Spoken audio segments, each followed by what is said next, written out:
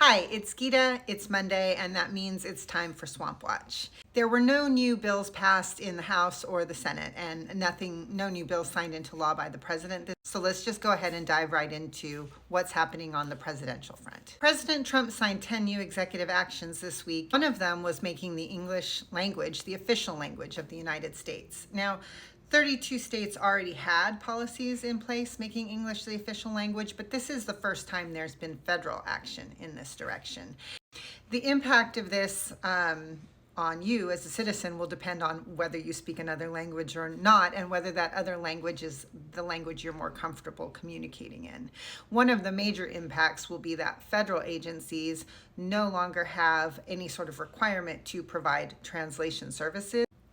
There was also an executive order related to MAHA, or Make America Healthy Again. Big impact of the new executive order is to try to make prices more transparent. There are 300 what they call shoppable services, so common healthcare services that healthcare agencies are going to be required to display pricing information for and to disclose their negotiated rates with different health insurance providers.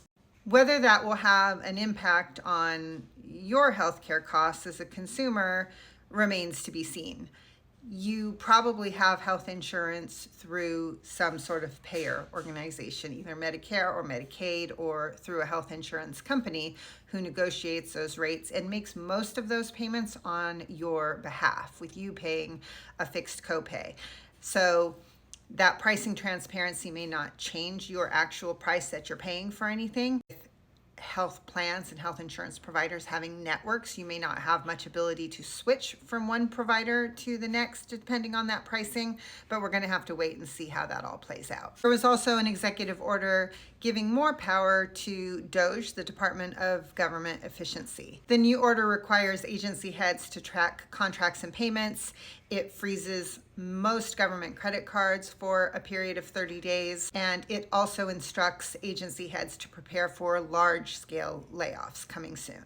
And finally, on the executive front, one more of President Trump's cabinet nominees was confirmed.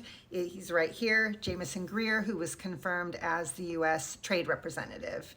Jamieson Greer is an international trade attorney, and in President Trump's first administration, he served as chief of staff to Robert Lighthizer, who was the trade representative. So seems to be well qualified for the role. That's it for the executive branch. Stay tuned for the next episode of Swamp Watch, where we'll look at what happened to the Supreme Court this week, because there were 4 decisions.